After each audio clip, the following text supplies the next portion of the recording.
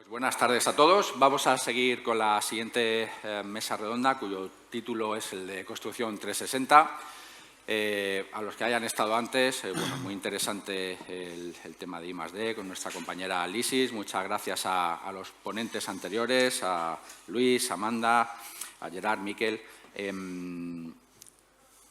Gracias por asistir a esta mesa redonda, cuyo título es el de Construcción 360, como decía. Es un verdadero placer darle la bienvenida también a nuestros ponentes, gracias a la organización, por darnos la oportunidad de dedicarnos a un tema que hoy más que nunca está en el foco. Es el presente y el futuro de nuestro sector, la construcción sostenible. Y con nosotros tenemos a nuestros tres ponentes. Muchas gracias. Aurkene Niño, jefa de proyecto y responsable de calidad y sostenibilidad en Sprilur, entidad pública referente en el impulso de espacios industriales y sostenibles en Euskadi. Muchas gracias. José David Ros, gerente de SEOM, una empresa cuyo foco es la rehabilitación y la restauración del patrimonio y fachadas. Gracias también por asistir, por acompañarnos. Y tenemos también con nosotros a Luis Rodulfo. Muchas gracias, Luis, presidente de CEPCO, Confederación Española de Asociaciones de Fabricantes de Productos de Construcción, entre otras cosas, también vicepresidente de UNE, Corporación Confidere del Grupo ENOR. Muchas gracias, Luis. Y me gustaría empezar recalcando el papel importante de ENOR como catalizador para transformar la sociedad. Cuando hablamos de construcción y sostenibilidad, abarcando toda la cadena de valor, es importante recordar ese papel de AENOR realizado durante los últimos meses, durante los últimos años. Por ejemplo, el ecosistema de soluciones, de certificaciones de AENOR para garantizar, para verificar la sostenibilidad de materiales, organizaciones, edificios, como por ejemplo la certificación de edificio sostenible, pero también iniciativas como el ciclo de Think Tank, que se ha realizado en los últimos meses, para dar voz a los actores, a los principales actores del sector, para que puedan expresar su opinión, para que puedan dar sus propuestas de mejora. Y como resultado de esos think tank se publicó recientemente un white paper con todas esas conclusiones. Podéis, si queréis, os lo recomiendo, acceder a ese documento en la página web de AENOR. Una de esas principales conclusiones, como decía, fue el impulso de un observatorio en el que está participando AENOR, un observatorio de la construcción sostenible en las administraciones públicas. En los próximos meses podréis también tener noticias. Voy a tomar asiento y, si queréis,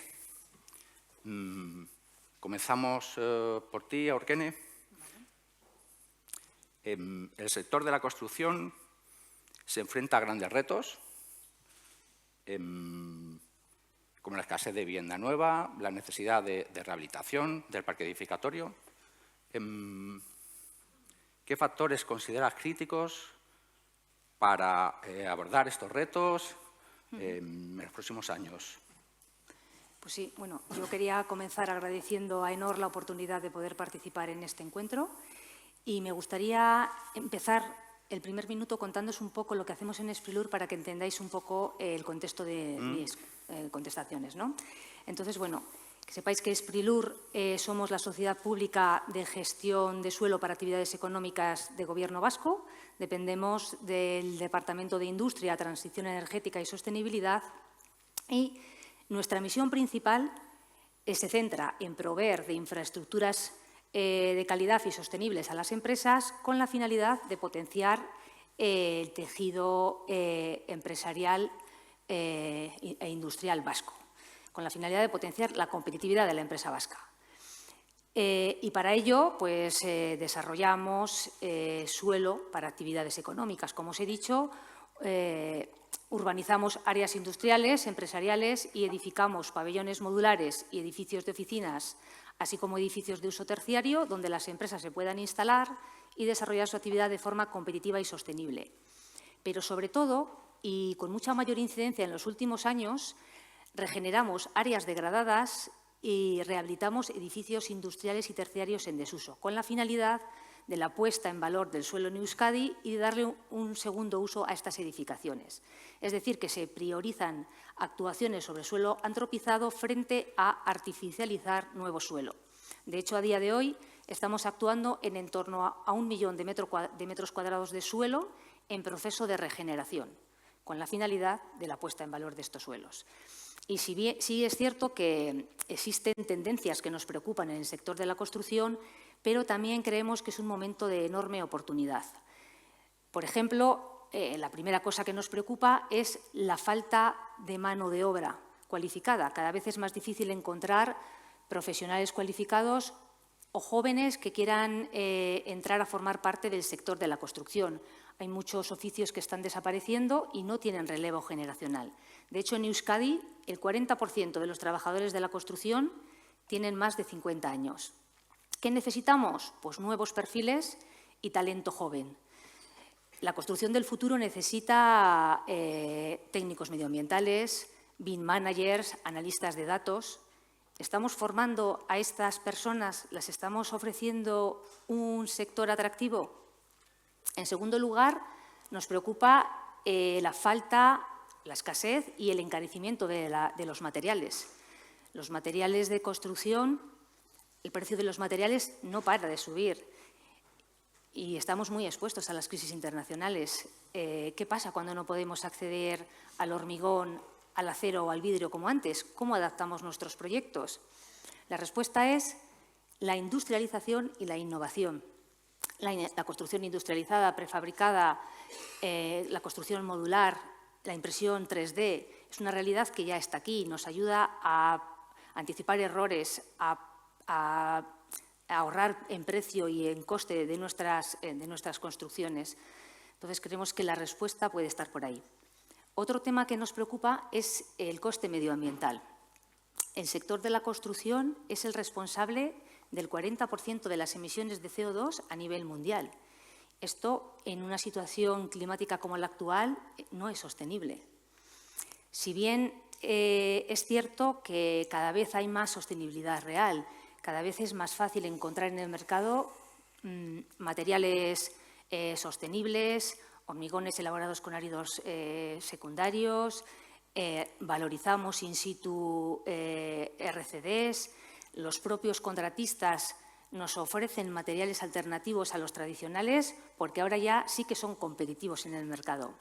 Además, en Euskadi tenemos una normativa, somos pioneros en normativa medioambiental. Contamos, por ejemplo, con la Ley de Administración Ambiental de Euskadi, que nos obliga a las administraciones públicas a emplear al menos un 40% de materiales secundarios en la ejecución de nuestras obras. También nos obliga a emplear energías alternativas. Contamos también con la Ley de Sostenibilidad Energética en la Comunidad Autónoma del País Vasco, que obliga a las administraciones públicas a ejecutar edificios de consumo casi nulo y a emplear materiales secundarios, de la misma forma que la anterior. Contamos también con la Ley de Residuos y Suelos Contaminados para una Economía Circular, que indica que las administraciones públicas tenemos que emplear materiales fácilmente valorizados o de origen secundario. Y tenemos también la Ley de Transición Energética y Cambio Climático, que nos obliga, bueno, no obliga, sino que fomenta la evaluación y reducción de la huella de carbono y el autoconsumo fotovoltaico. Con esto quiero decir que se ha avanzado mucho en lo que es la sostenibilidad real. Otro tema que nos preocupa es, por ejemplo, la digitalización desigual. Ha habido muchos avances en digitalización, pero las pequeñas y medianas empresas no tienen un fácil acceso a herramientas como la metodología BIM, la planificación digital o la industrialización de procesos. Estas herramientas nos ayudan a anticipar errores y es cierto que ahorran en precio y plazo en las construcciones. pero tienen que llegar a la pequeña y mediana empresa. Y, por último, nos preocupa el parque edificatorio, efectivamente. Cada vez es más difícil acceder a una vivienda, a un local, a un pabellón industrial, a una oficina. Estamos construyendo mejor que antes, pero también en ocasiones más caro y en ocasiones también más lento y muchas veces sin dar respuesta a las verdaderas necesidades. Necesitamos, por tanto, una visión colaborativa. Necesitamos trabajar todos conjuntamente, empresas, administraciones públicas, institutos de formación profesional, institutos de innovación. Tenemos todos que tener esa visión compartida. Sí que es cierto que la administración pública tiene que liderar con el ejemplo, pero yo creo que el camino correcto es que vayamos todos en una misma dirección. Por tanto, para terminar, sí que hay tendencias que preocupan, pero también es un momento de enorme oportunidad y si hacemos las cosas bien podemos construir mejor, más sostenible y más justo. Totalmente de acuerdo. Tenemos que ir todos en la misma dirección, ¿verdad? Eso es. Pero es difícil. José David, tu opinión. Cogiendo el guante de Aurkene, sí que vemos en el día a día, digamos, en el día a día de una empresa de construcción o de rehabilitación, lo que vemos que en lo que podemos influir básicamente no es en la mano de obra. Por ejemplo, eso vemos que cada vez es más complicado que podamos desde la propia empresa tener una incidencia real. Tenemos convenios con institutos de formación, tenemos una serie de iniciativas, pero esa mano de obra nunca llega, esa cualificación nunca llega, ese atractivo del sector va todavía muy lento. Entonces, yo iría un poco más a no vender el sector, sino hacerlo realmente, realmente atractivo. Y veo un sector atractivo en torno a la industrialización y a la digitalización. La digitalización de procesos creo que puede dar el salto definitivo del sector para que no sigamos diciendo esto de es que construimos igual que hace 40 años, como últimamente estamos diciendo, como ya llevamos 20 años diciendo lo mismo.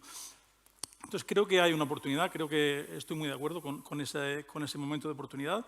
Creo que podemos hacer un cambio, inducir un cambio en el sector muy importante de la mano de las nuevas tecnologías.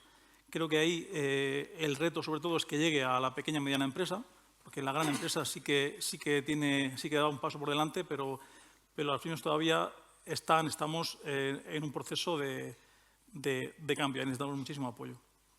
Muchas gracias. Luis, tu punto de vista. Has hecho una pregunta muy amplia. Muy amplia, sí. Y Aurkene también ha lanzado muchos temas que le agradezco, además sí. Le felicito, lo mismo que a David. Bueno, por partes.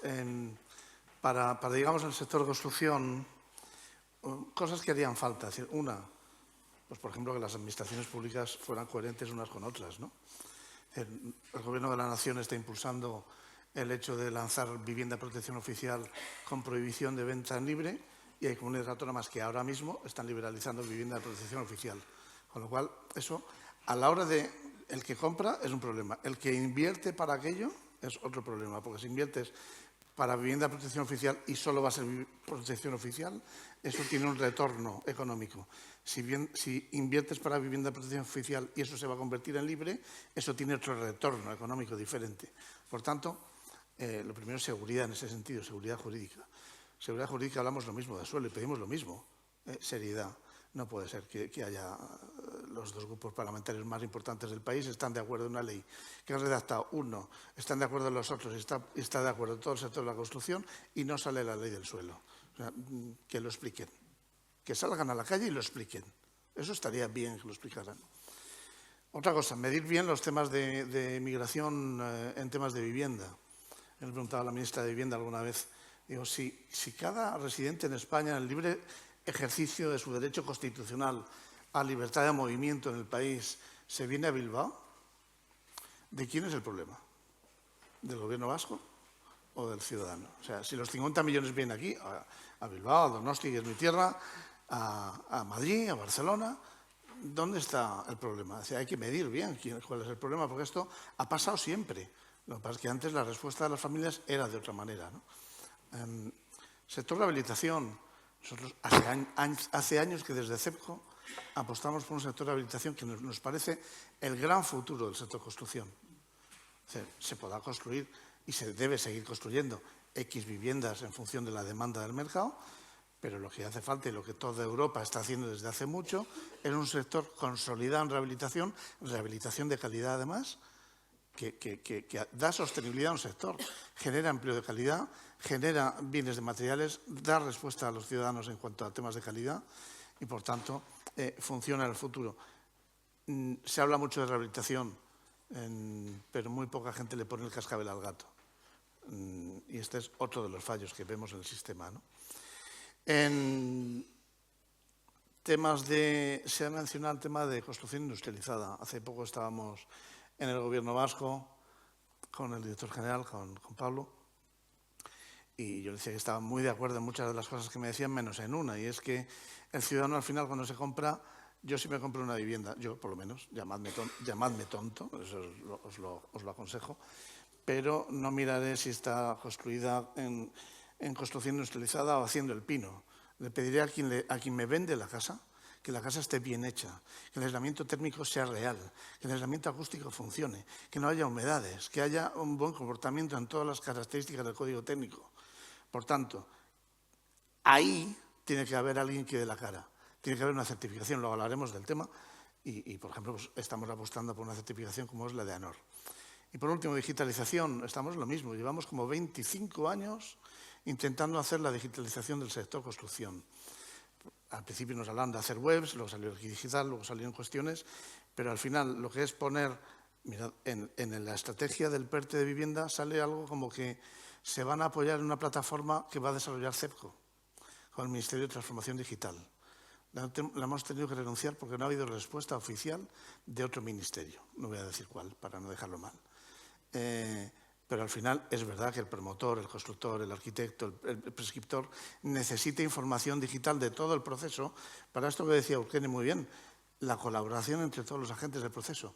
Si no hay esa digitalización, estamos hablando, como en sostenibilidad, de una gran mentira. Y para eso no estamos. Y ahí lo dejo. Ahí lo dejas. Bueno, comentabas, introducías ya, ¿no?, el tema de las certificaciones y comentaba también a Eugene pues que cada vez nos encontramos con más materiales sostenibles, ¿no?, con más opciones. Un poco hilando esos dos temas, si quieres empezamos por ti, Eugene, que comentabas el tema de los materiales, que en ese contexto donde las certificaciones, ¿no?, tanto de sostenibilidad para materiales, para edificios, van ganando más peso, ¿no? Cada vez encontramos más edificios, más materiales certificados. ¿Cómo valoráis vosotros el impacto que tienen estas certificaciones a la hora de diseñar, a la hora del producto final del edificio, ¿no?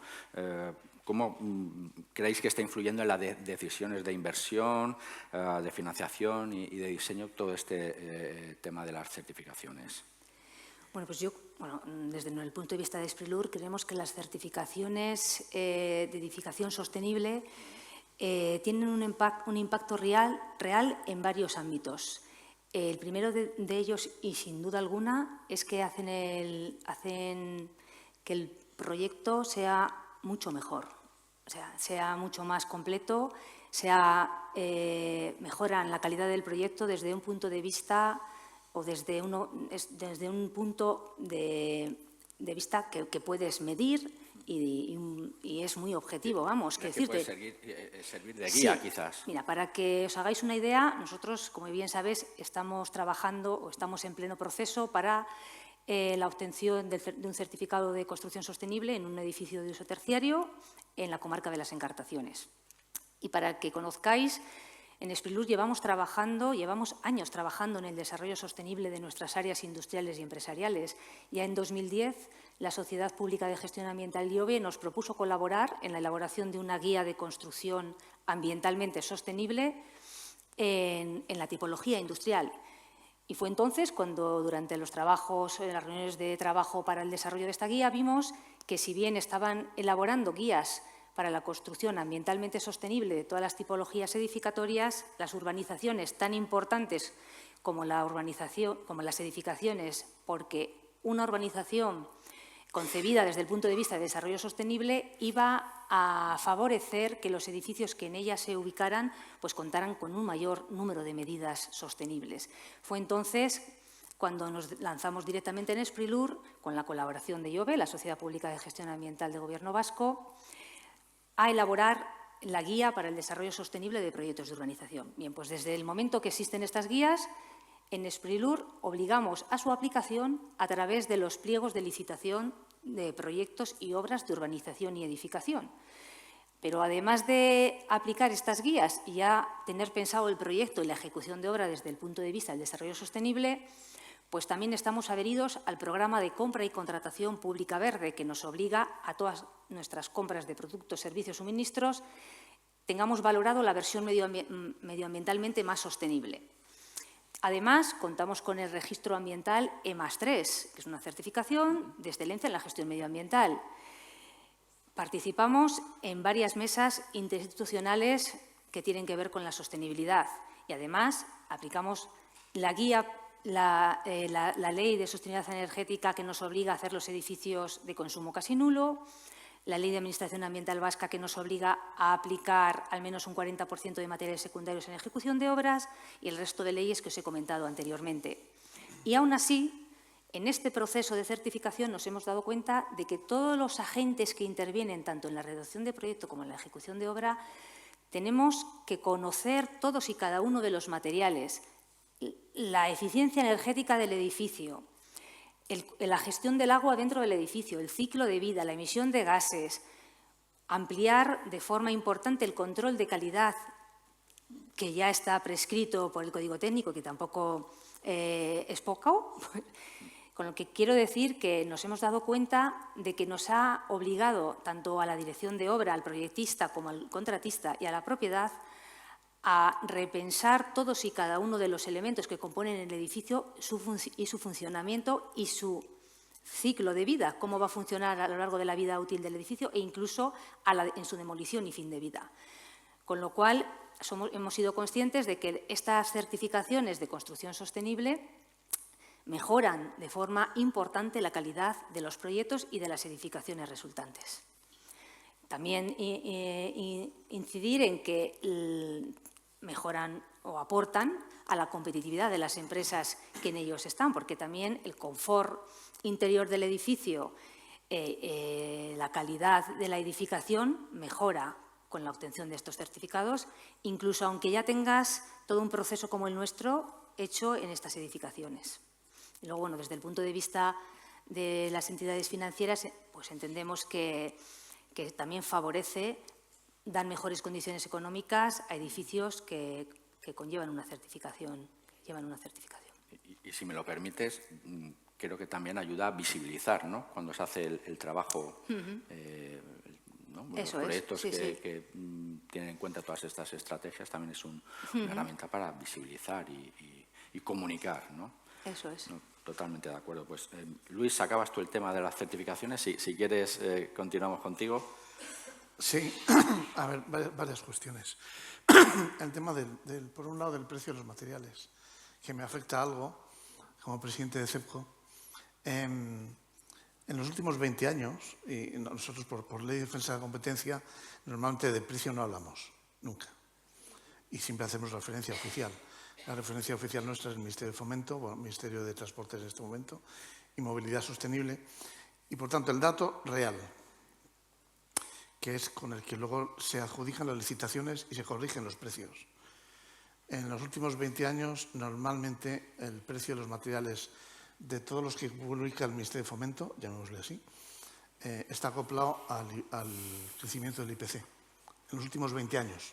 Es verdad que ha habido picos de acero, ha habido picos de cobre, ha habido picos de cemento, pero en general en los últimos 20 años acoplado al crecimiento del IPC.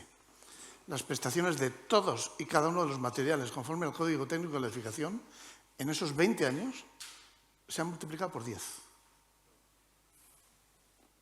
Si alguien quiere que valga lo mismo, por mi parte, que no cuente conmigo tampoco. Si yo digo esto en una fábrica de coches, me echan de la fábrica por tonto. Y además con razón. Es verdad que hay unos precios, pero os digo también, queremos hablar de cemento descarbonizado. Carbon free existe, La tonelada de cemento descarbonizado vale 7 veces más. En España se han vendido el año pasado 16 millones de toneladas de cemento. 16 millones de toneladas de cemento. ¿Sabéis cuántas toneladas se han vendido carbon free? 500. Bueno, la sostenibilidad, porque la industria está dando respuesta. Lo que no hay es demanda real. Sí, se habla mucho de los precios. No hablamos luego de la repercusión del suelo, etcétera, pero bueno, es un tema. Tema mano de obra que me preocupa importante y que comparto la reflexión que hacía Urkene.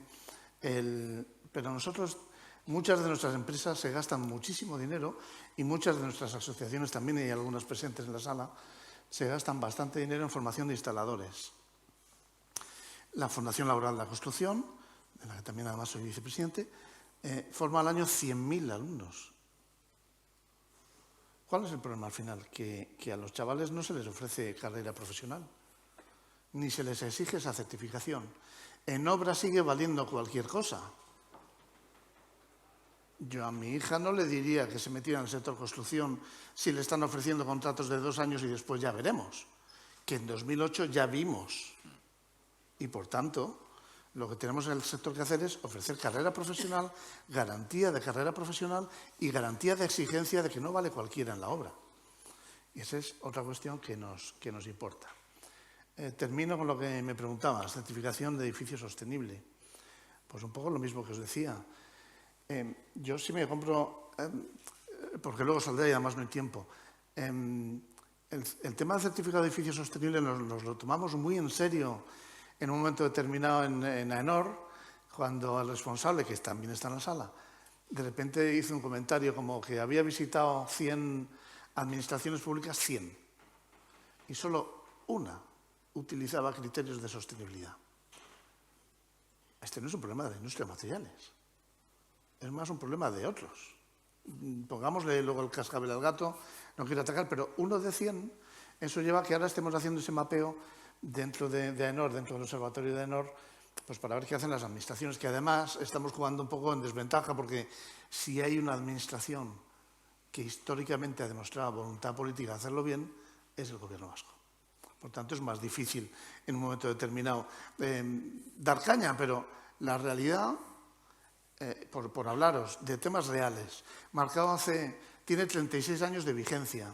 Hoy hay una comunidad autónoma importante de dimensión que factura el 20% de su compra de un material que tiene marcado C obligatorio en B. La administración, o sea, no os cuento lo que hace en privado. Una administración, no diré cuál, grande, importante, el 20%. La declaración ambiental de producto, la Comisión Europea se siente muy satisfecha porque de repente ha descubierto que igual en 2029 hacemos obligatoria la declaración ambiental de producto. La industria lleva dando respuesta, en este caso desde AENOR, desde el año 2013 y gastando e invirtiendo mucho dinero. De 2029 me vais a hablar. Al final, donde vemos la respuesta hacia el ciudadano, el que tiene la responsabilidad de garantizarle cuestiones es la administración pública. Y por tanto, en un momento determinado, la Ley de Ordenación y Simplificación previó el seguro trienal, por lo que sea, no se desarrolló. A la ministra le hemos dado otra alternativa, que es el certificado de edificio sostenible, en este caso el de AENOR, porque hemos intentado con otros, con BRIAM, con LITAL, el hecho de que contemplaran la aportación de sostenibilidad de los materiales. Pero no quisieron, porque es una certificación internacional y no querían modificar nada. ¿Cómo vas a decirle a una persona que hay detrás de esa pared si hay 30 centímetros de aislamiento térmico o solo 3 centímetros? Que los hemos visto en obra, hasta aburrir. Alguien tiene que dar esa garantía. Si la administración la apuesta, y me da igual, si no es el seguro trienal, perfecto. Pues hay una entidad privada que hace una certificación de edificio sostenible y la industria apuesta por aquello. Pero no por nada, para darle una respuesta al ciudadano. Totalmente de acuerdo. Bueno, dices que hemos visto 3 centímetros, incluso nada. Nada, exclusivamente.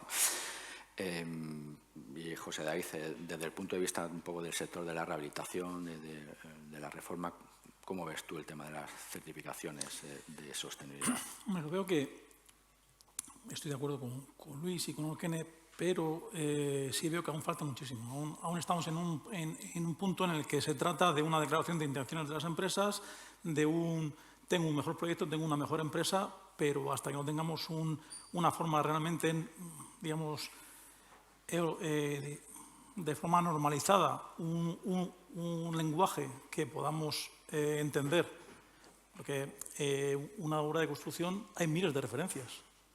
¿Cómo sabes realmente qué impacto estás teniendo en el medio ambiente? Es casi imposible. O sea, hoy en día es casi imposible. Entonces, con el metro, el gramo y el sistema internacional ya nos pusimos de acuerdo una vez.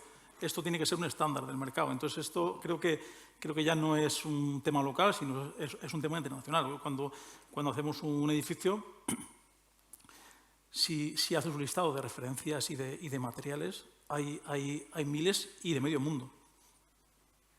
¿Cómo gestionas eso? Eso es un poco...